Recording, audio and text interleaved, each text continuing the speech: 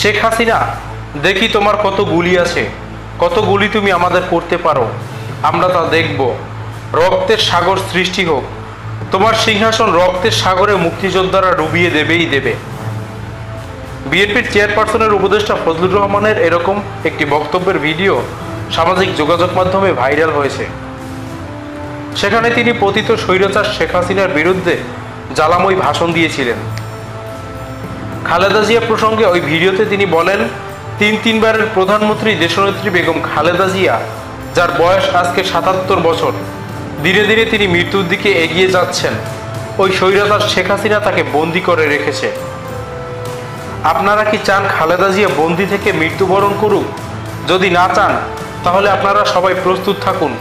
রক্তের সাথে খেলা হবে, শেখ হাসিনা স্বৈরাচারের বিরুদ্ধে খেলা হবে। বাংলাদেশ ভয় নেই, অসত্যের কাছে আমরা পরাজিত হব না।